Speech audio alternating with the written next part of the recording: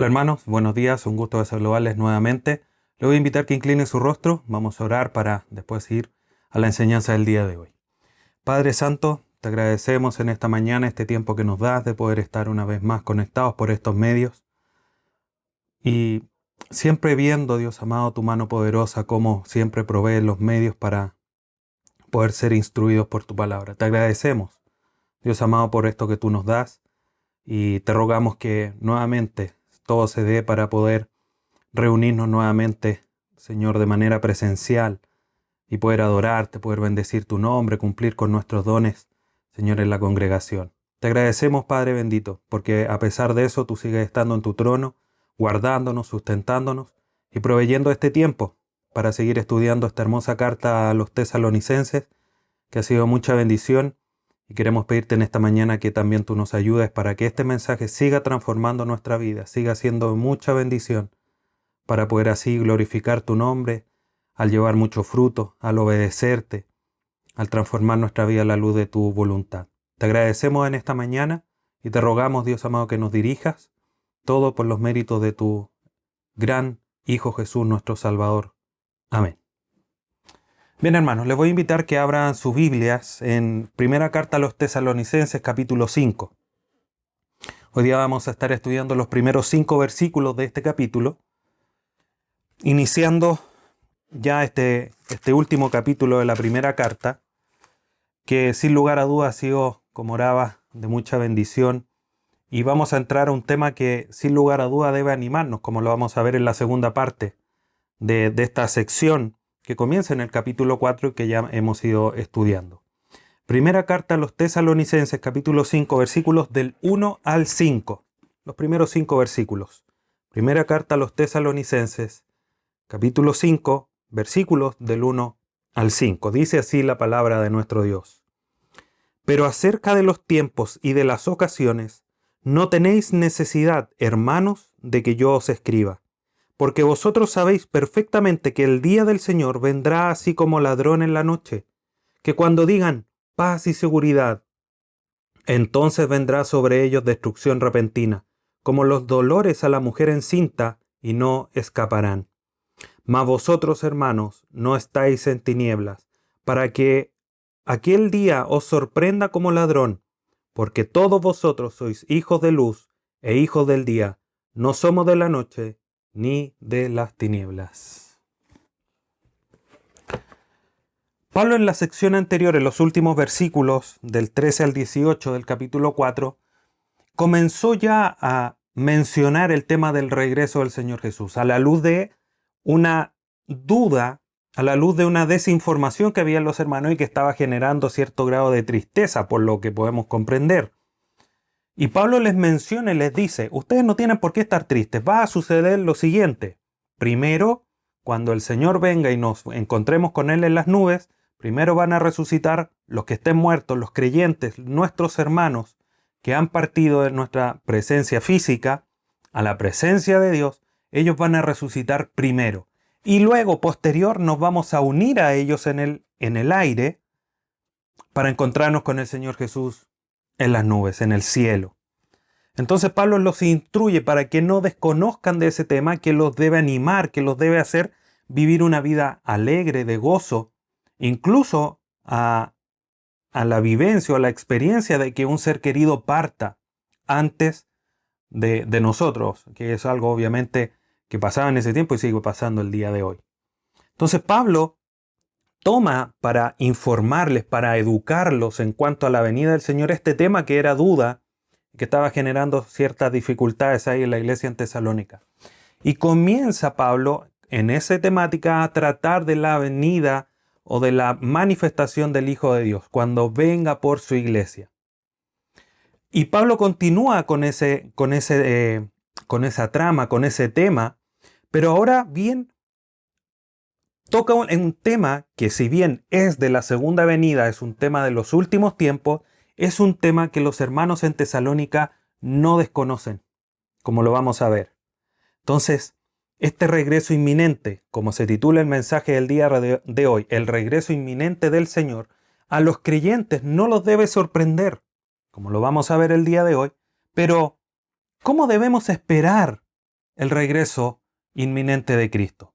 Y hay que hacer una salvedad, una distinción entre la venida y la manifestación de Dios, términos que en términos teológicos, en términos de discusión, de una sana discusión, puede tener cierta dificultad en cuanto a definir si hay una segunda venida y un rapto. Hay mucho que se ha dicho entre medio. Hoy día vamos a seguir la línea del texto para poder comprender eso. Vamos a realizar, como ustedes saben, queridos hermanos, una sección de nuestros estudios bíblicos con respecto al estudio de los tiempos finales de la escatología.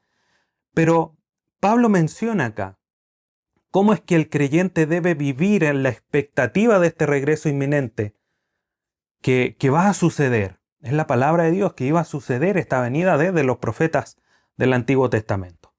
Entonces, Dios nos entrega a la luz de este pasaje y del próximo domingo con la ayuda de Dios, cómo es que debemos esperarle el regreso inminente de nuestro Señor Jesús. El texto va del versículo 1 al 11, un pasaje más extenso. Hoy día vamos a ver, como ya mencionamos y leímos, los primeros 5 para introducir, para ver qué es lo que Pablo le menciona a la iglesia en Tesalónica, si bien no es un tema que manejan, también es un tema que de cierta manera se los recuerda a la luz de esta carta. Entonces comienza diciendo en el versículo 1, pero acerca de los tiempos y de las sazones no tenéis necesidad, hermanos, de que os escriba.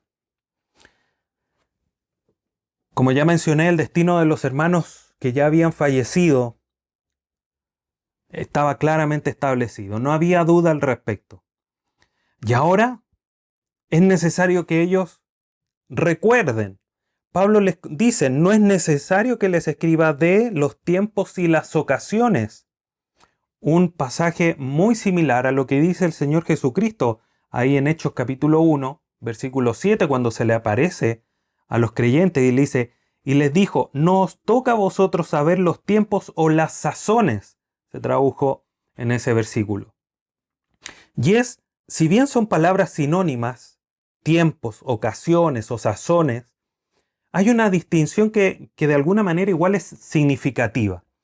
Cuando Pablo habla de los tiempos, aquí le dice, pero acerca de los tiempos, del cronos, habla de un tiempo determinado, un tiempo establecido. Por ejemplo, cuando el Señor, Pablo le escribe a los hermanos ahí en Éfeso, le dice, para el cumplimiento de los tiempos, del cronos, algo que ha establecido desde antes nuestro Dios. Entonces, un tiempo determinado. No es necesario acerca de los tiempos determinados, pero tampoco de las sazones o de las ocasiones es necesario que les escriba. Esta palabra sazones o ocasiones es la palabra kairos en el griego y habla de un tiempo indeterminado, un momento, un tiempo corto, pero que no tiene un fin establecido, un fin claro, obviamente para nosotros. Entonces, más allá de esta distinción quizás gramatical en términos del lenguaje en griego, Pablo le dice a los hermanos ahí en Corinto, no es necesario en cuanto a los tiempos finales, sean tiempos establecidos, tiempos que no son establecidos o que son indeterminados, no es necesario que yo les hable. Ustedes están informados, ustedes saben, no tienen la necesidad, como sí tenían la necesidad de que se les enseñase respecto de qué pasaba con los hermanos que habían muerto. Porque estaba entrando la confusión, estaba entrando la duda, Pablo se los clarifica. Respecto de los tiempos y las ocasiones, no es necesario. Pablo ya se los había enseñado. Y eso es algo muy interesante, una iglesia naciente. Una iglesia que estaba recién establecida. Ya sabía estos temas. En el versículo 2 le dice, porque vosotros sabéis perfectamente que el día del Señor vendrá así como ladrón en la noche. Claramente establecido. ¿Por qué no es necesario que los hermanos sean informados, educados o se les pase esta información? Porque ellos saben perfectamente. Los hermanos en Tesalónica sabían que la venida de Cristo era sin previo aviso. No había manera de saberlo sin previo aviso. Y como lo decía, es interesante que esta iglesia naciente, esta iglesia que está partiendo, Pablo estuvo poco tiempo en la iglesia en Tesalónica, pero a pesar de eso, esta iglesia había sido enseñada en lo que era la venida del Señor Jesús. La iglesia estaba informada, estaba educada. Por lo tanto, era parte de la enseñanza fundamental, de la parte que la iglesia estaba siendo formada. Pablo lo hizo a los tesalonicenses. Aquí es necesario que toque el tema. Quizás también lo hizo, no tenemos claridad de eso, pero también quizás lo hizo en Éfeso. A los corintios sí les enseña al respecto del tema. O le hace una aclaración a los hermanos ahí en Corinto. Entonces vemos que el tema de los tiempos finales no es un tema que debe tomarse a la ligera, no debe ser un tema que se enseñe a lo lejos, sino que un tema que debe ser, como bien decía y mencionaba, citaba, mejor dicho, al pastor Samuel Pérez Millos en la enseñanza anterior. Este tema de la escatología debe ser un tema que debe ser enseñado más frecuentemente, que en las conversaciones, porque es un tema que nos anima, un tema que nos consuela, un tema que nos edifica. La iglesia aquí, a pesar de que estaban haciendo, sabía perfectamente, no a medias, no superficialmente, sino que sabía de este tema con detalles, con precisión, con exactitud, perfectamente. Sabéis perfectamente que el día del Señor, y este debemos comprender como aquel día que ha sido profetizado por los profetas del Antiguo Testamento, como aquel día terrible, aquel día de juicio. ¿Cómo lo entendemos? El contexto posterior lo dice. Ya lo vamos a ver. Solamente quiero leer Ezequiel, capítulo 30, versículo 3, que dice, porque cerca está el día, cerca está el día de Jehová, día de nublado, día de castigo de las naciones será. Un día de juicio, un día oscuro para las naciones por el juicio, pero se va a manifestar la gloria de Dios. Ese día, que no es un día para nosotros cronológico, cuando habla del día de Jehová, es un kairos, es un tiempo indeterminado, donde Dios va a juzgar a las naciones de una manera terrible, donde va a manifestar su ira. Es el periodo que se conoce, en términos generales, como la tribulación o la gran tribulación. Ahí es donde Dios va a manifestar su ira al mundo entero. Pero luego de que la iglesia sea rescatada, sea levantada de la tierra, tanto los muertos como los que estén vivos, en el momento del encuentro con Dios en el cielo que los venga a buscar, como lo vimos la vez anterior. Entonces, Pablo aquí le está diciendo, ustedes saben que el día del Señor vendrá así como ladrón en la noche. El inicio del día del Señor es un periodo de tiempo como ladrón en la noche. Mateo 24, 42 al 43 dice lo siguiente, velad pues, porque no sabéis a qué hora ha de venir vuestro Señor, pero sabed esto, que si el padre de familia supiese a qué hora el ladrón habría de venir, velaría y no dejaría minar su casa. Pablo aquí menciona esta realidad, que es algo que nosotros sabemos, es algo que se menciona de manera habitual. Dios, Jesús, en su segunda venida, va a venir como ladrón en la noche, que hace referencia a algo desconocido. Nadie sabe cuándo va a venir un ladrón. Hoy día esto como que de cierta manera se ha diluido un poquito por los sistemas de seguridad, por muchas cosas. Se mantienen las casas más seguras, pero aún así en muchos lugares vemos cómo los ladrones entran sin previo aviso. Entonces, esta venida, el día de Jehová, el día del Señor, vendrá de una manera desconocida, de una manera imprevista. Va a ser un evento repentino, como lo es el ladrón entrando a un hogar. Nadie lo estará esperando. Nadie lo estará esperando. Difícilmente alguien, como dice Mateo, el jefe de familia va a estar todas las noches sentado en la puerta esperando que llegue el ladrón para repelerlo. No, nadie lo espera. Sí, es algo que se espera, que puede suceder, pero no se espera. Pero también es interesante que habla de un evento futuro. No es ya vino, es vendrá. Vendrá como un ladrón en la noche. El tema del ladrón en la noche no es para hacer daño a sus hijos, sino que habla y se refiere, y por eso hago la aclaración y lo refuerzo ahora, que es algo desconocido, algo repentino. A eso se refiere esta ilustración de que vendrá como ladrón en la noche. Y los hijos de Dios lo saben.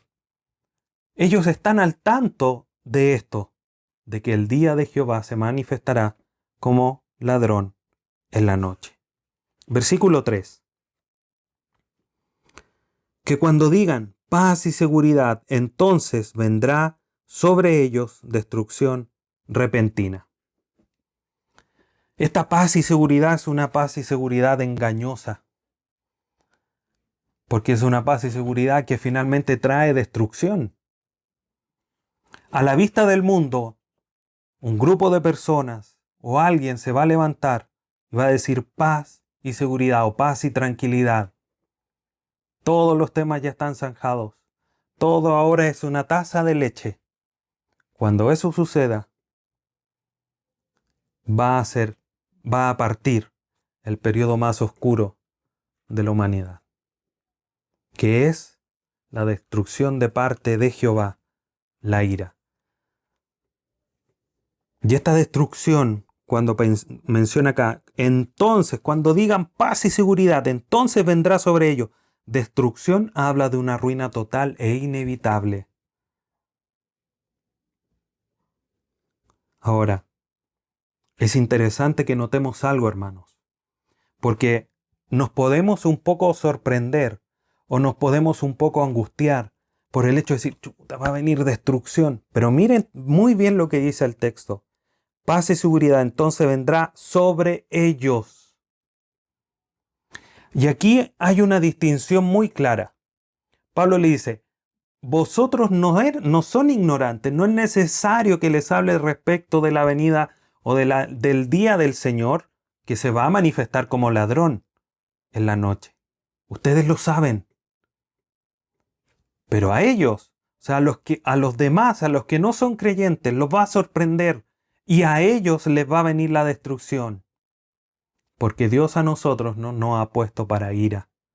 Por eso Dios, debemos comprender esto a la luz de cómo Pablo ha ido ordenando. La iglesia, los hermanos ya han sido levantados y se encontraron con Cristo en las nubes. La iglesia ya no está presente. Los que quedan son los inconversos. Ellos verán destrucción repentina, destrucción total, inevitable. No los hijos de Dios. Y Pablo hace la distinción. Vendrá sobre ellos, no vosotros, ellos, los que están afuera. Y Pablo continúa diciendo, como los dolores a la mujer encinta, y no escaparán. El parto aquí, el dar a luz, se entiende como una ilustración del dolor que va a existir. Tal cual como los dolores que se presentan en una mujer embarazada. Y aquí también es necesario, hermanos, que hagamos una pausa. Porque al día de hoy, sin desmerecer los dolores y las complicaciones que a nuestras hermanas, por ejemplo, a las mujeres, sufren cuando van a dar a luz. Pero imaginémonos hace casi 2000 años atrás, donde no había tecnología, donde no se hacían ecografías todos los meses si es que había alguna complicación, donde no existían la medicina como existe el día de hoy, no habían analgésicos, no había cómo saber si había una dificultad con el bebé. Por lo tanto, en la antigüedad las consideraciones de los dolores de parto eran mucho mayor. Alguien decía, los dolores de parto o los dolores de una mujer embarazada eran algo mucho más significativo de lo que son el día de hoy. Por eso digo que no quiero menospreciar a nuestras hermanas o a las mujeres del día de hoy. Pero sin lugar a dudas, 2000 años atrás la cosa era muy diferente.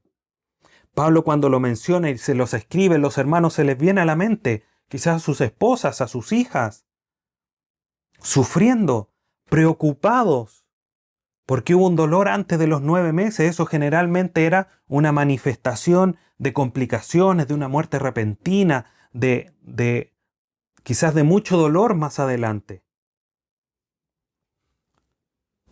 Finalmente lo podemos reducir a que los dolores en la antigüedad eran mucho más inmanejables que lo son el día de hoy. Hoy día con una anestesia, 2, 3 anestesias, la mujer no siente nada. En la antigüedad no era así.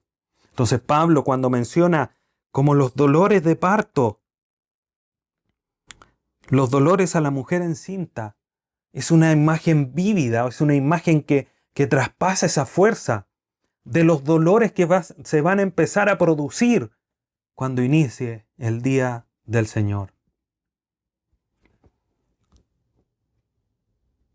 Pero todos estos dolores son para ellos, no para vosotros, como ya lo mencioné.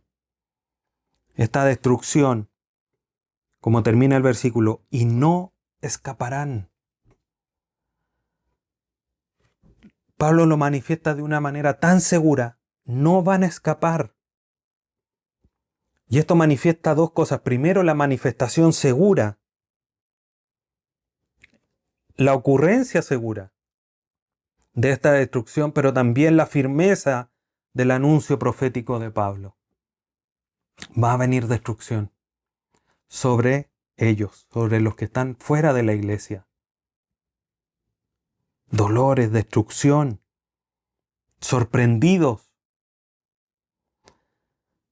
Pero Pablo hace un giro. Pablo hace, hasta aquí podríamos decir, oh, qué terrible situación nos va a tocar vivir. Pero en el versículo 4, Pablo nuevamente torna del ellos del versículo 3 al vosotros. Dice, mas vosotros, hermanos, no estáis en tiniebla para que aquel día os sorprenda como ladrón. El mundo se sorprenderá de la destrucción repentina, sin lugar a duda. Pero los creyentes no los va a sorprender. Desde dos puntos de vista. Primero, porque ya sabemos que esto va a suceder. No nos debe sorprender. Ya no estamos en tiniebla en la oscuridad, no solamente de no conocer a Dios, sino que de toda la información de los planes divinos.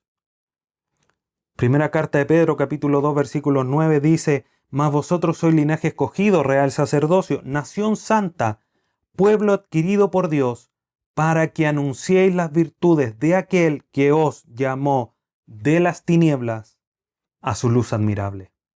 Ya no estamos en tinieblas, ya no estamos en la oscuridad, en las penumbras de no tener información. Los creyentes ahora, por misericordia, viven en un plano existencial distinto. Por misericordia, no porque seamos especiales. Isaías 9:2 dice, el pueblo que andaba en tinieblas vio gran luz. Los que moraban en tierra de sombra de muerte, luz resplandeció sobre ellos. Esos somos nosotros. Una luz resplandeció. Ya no estamos en tiniebla, ahora somos nación santa, pueblo adquirido por Dios, real sacerdocio. Por lo tanto, ya no estamos en el lado de no estar informados. Ya no estamos en la oscuridad. Sabemos lo que va a suceder. Eso es por un lado, pero también la realidad de que ese día a nosotros no nos va a tocar acá. Porque ahí se va a manifestar la ira de Dios y nosotros no hemos sido puestos para ira. Nosotros ahora vivimos y somos luz. A los que son tiniebla, están en las tinieblas, esto lo va a sorprender, porque no lo esperan.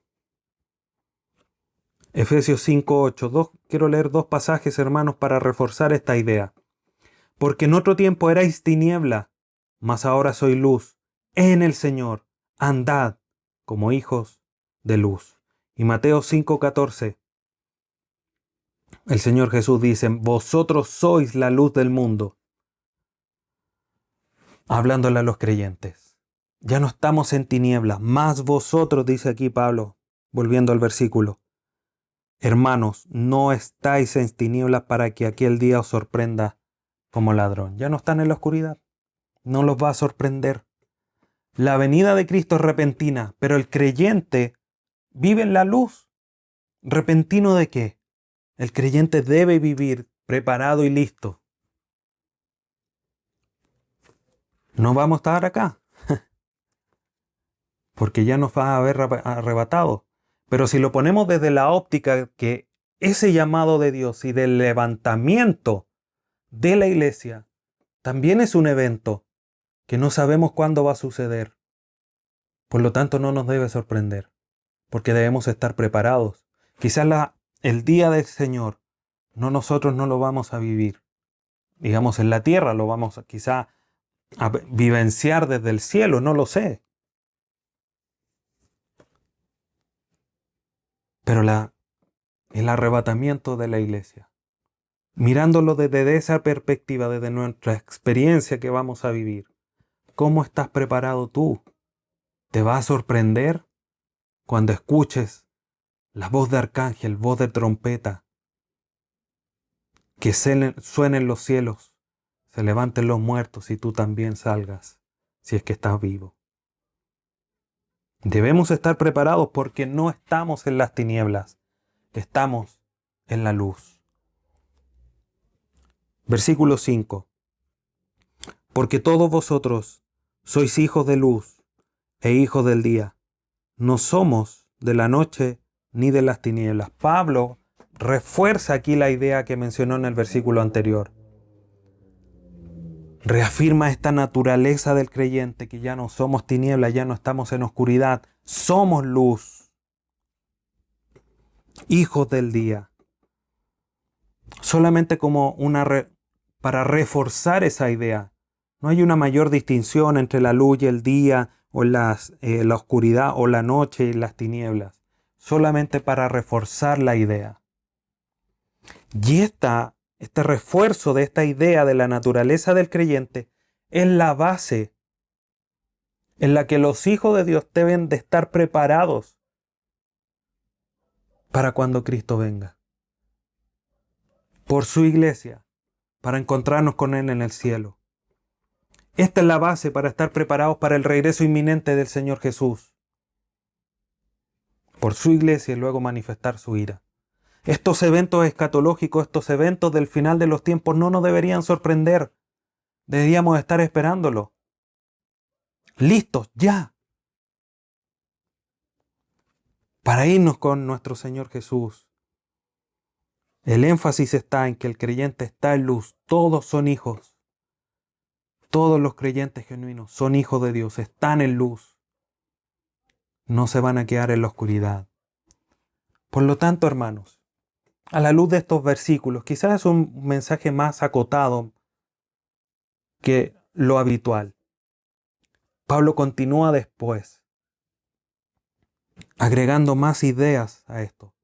Pero quise detenerme el día de hoy acá porque quiero, hermanos, hacerlos meditar a la luz de este regreso inminente de nuestro Señor Jesús. ¿Cómo entendemos el regreso de Cristo? ¿Tú lo entiendes que va a ser como ladrón en la noche? El inicio del día del Señor, insisto, es así. Pero el arrebatamiento de la iglesia también tiene esa connotación. No sabemos cuándo va a suceder. ¿Tienes ese entendimiento? Si no lo tienes, hoy día la enseñanza, junto con la del domingo anterior, nos habla de esa experiencia repentina, inminente, sin fecha, sin hora. Entonces, Si lo entiendes así, ¿cuán preparado estás para ese regreso inminente? O aún dice, no, falta todavía. Si tú dices falta todavía es porque no crees en el regreso inminente. Pablo creía en el regreso inminente. Si llegamos a estar vivos, si estamos aquí con vida, el Señor nos va a transformar, nos va a levantar. Primero los muertos, luego los que estemos vivos. Manifiesta esa espera de ese regreso inminente. Ahora, tu vida, ¿qué está manifestando respecto a este tema? ¿Manifiesta luz o manifiesta tinieblas? Los creyentes se caracterizan por la esperanza del regreso del Señor Jesús. ¿Cómo está tu esperanza? ¿Cómo está tu preparación? El Señor puede venir mañana mismo, ahora en la tarde, de manera inminente. ¿Cómo estás preparado? ¿Estás listo? Sucede cuando le dice, mira, voy a pasar por tu casa, espérame listo. Llego en 2 minutos, espérame en la puerta. Uno llega a la puerta y no hay nadie. Pero si te dije que venía, es que pensé que te iba a demorar más. No, hermanos, el Señor nos dice, vendré como ladrón en la noche. ¿Y qué estás haciendo tú? Diciendo, no, le falta un poquito. No, yo creo que en 2, 3 años más. 1 año más. No, hoy día no. Deberíamos levantarnos pensando que hoy día podría venir el Señor Jesús por los suyos, para encontrarnos con Él en el cielo, en el aire, en las nubes. ¿Cómo estás entendiendo la venida del Señor Jesús? ¿A la luz de un regreso inminente? ¿O inminente pero no tanto? Hermanos, el llamado es que estemos preparados. En la próxima enseñanza vamos a retomar la segunda parte de esta sección para ver cómo es que tenemos que esperarlo, que profundiza mucho más lo que estoy mencionando ahora. Pero quiero hacer énfasis, hermanos, nosotros no estamos en las tinieblas, estamos en la luz. Si estamos en la luz, todo lo que es los eventos futuros no nos deben sorprender. Cuando un árbol comienza a florecer, ¿qué es lo que va a suceder? Va a dar fruto. Y se esperan los frutos. Si las cosas que están sucediendo manifiestan la venida del Señor, no nos debe sorprender. Pero no sabemos el día. No sabemos la hora. Lo que sí sabemos es que el Señor viene. Y sabemos también que debemos estar preparados. Prepara. Prepara tu vida, prepara tu familia, prepara tus hijos, prepara tu iglesia, porque tú eres parte de ella y también tienes que animar a los hermanos para que a la venida de nuestro Señor Jesús estemos todos listos. Dios te bendiga, hermano. Anímate, sigue adelante, sigue esforzándote, sigue preparándote, porque nuestro Señor viene de manera inminente. Te invito a que oremos. Padre Santo, te agradecemos en esta hora por esta enseñanza, por este llamado. ¿Qué día más terrible va a ser el día de Dios, el día de Jehová, el día del Señor? Pero qué esperanza más maravillosa de que tus hijos no van a estar viviendo esa situación acá porque tú no nos has puesto para ira, para experimentar ese juicio a las naciones que vas a derramar y que has profetizado en tu palabra. Ayúdanos, Padre bendito, para vivir como hijos de luz, para andar en luz y no vivir a la luz como si no tuviéramos la naturaleza tuya de luz, de verdad, de claridad respecto a estos eventos futuros. Ayúdanos a prepararnos, Dios amado. Pon en nosotros esa inquietud, esa intranquilidad de tu venida, esa intranquilidad santa de esperarte ansiosos para que tu gloria sea manifestada a todas las naciones. Gracias, Padre Santo, te glorificamos y agradecemos en esta hora por tu palabra, en el nombre de tu Hijo Jesús, nuestro Salvador. Amén.